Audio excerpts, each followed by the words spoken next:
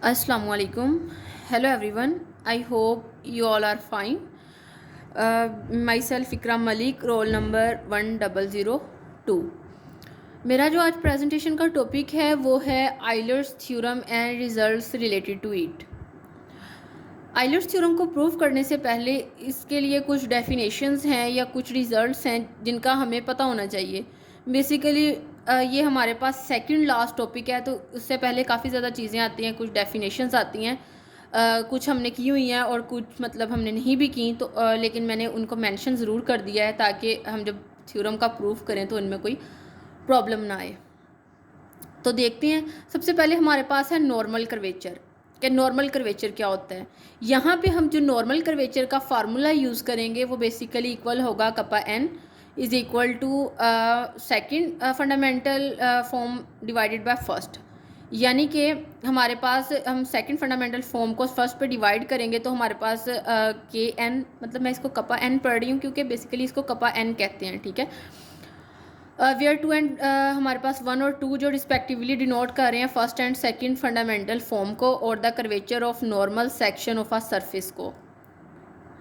उसके बाद है हमारे पास लाइंस ऑफ कर्वेचर के लाइंस ऑफ कर्वेचर क्या होती हैं। इसके लिए एक थ्योरम है कि हमारे पास अगर कोई लाइंस हैं तो वो लाइंस ऑफ कर्वेचर कब होंगी कि the necessary and sufficient condition that parametric curves be lines of curvature is.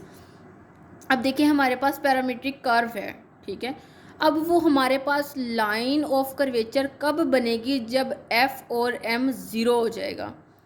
यानी कि हमारे पास यहाँ पे फर्स्ट सेकंड में एम ज़ीरो हो जाए और फर्स्ट फॉर्म में एफ ज़ीरो हो जाए तो हमारे पास जो लाइंस होंगी यानी पैरामीट्रिक कर्व्स होंगी वो लाइंस ऑफ कर्वेचर बन जाएंगी। या तो ये, या फिर हम कह देते हैं कि सपोज़ हम कह देते हैं कि आर हमारे पास है, R u v is parametric curve, then हमारे पास इधर u कांस्टेंट या v कांस्टेंट होगा। एंड यू नो के correspondingly if we take derivative of u and we know that u is equal to constant, और अगर हम इसका डेरिवेटिव लेंगे तो वो भी ज़ीरो के इक्वल आएगा। एंड सिमिलर वे में डी वी भी ज़ीरो होगा। इसके लिए एक और चीज़ की हमें पता होना चाहिए कि principal directions and principal curvatures क्या हैं। वो कहते हैं the two principal directions through a point on a surface along which the normal curvature attains extreme values are known as principal directions. यानी कि हमारे पास जो दो प्रिंसिपल डायरेक्शंस होंगी किसी पॉइंट पे जहाँ पे हमारे पास नॉर्मल कर्वेचर जो है वो मैक्सिमम वैल्यू अटेन करे। अब यहाँ पे एक चीज़ और है कि the principal directions are orthogonal at every point of a surface. कि हमारे पास कोई भी सरफेस है तो हमारे पास अगर हम उस पर ड्रा करते हैं तो यानी कि ये अगर दो लाइंस हैं ये प्रिंसिपल बेसिकली डायरेक्शंस होंगी और ये दोनों क्या होंगी आपस में ऑर्थोगोनल होंगी, ठीक है।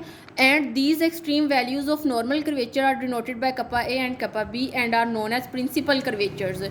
और जो एक्सट्रीम वैल्यूज़ आएंगी उनको हम मतलब extreme values of normal curvature कहेंगे और डिनोट करेंगे उसको के ए और के बी से। बेसिकली मैंने के वन के टू भी मोस्टली जगह भी यूज़ किया, लेकिन मैं कपा ए कपा बी इसलिए यूज़ कर रही हूँ कि हमने जब थ्योरम को प्रूव करना है तो मैंने वहाँ पे यही नोटेशन यूज़ की है। एंड आप इससे तो अवेयर हैं कि फ़र्स्ट और सेकंड फंडामेंटल फॉर्म किस तरह से रिप्रेजेंट कर सकते हैं हम, तो मैंने ये वही लिखा है। और इसके अलावा एक और चीज़ है, मैंने जब पीडीएफ को कंपाइल किया तो मैंने दो मतलब उसमें स्लाइड्स के पेज ऐड किए हैं।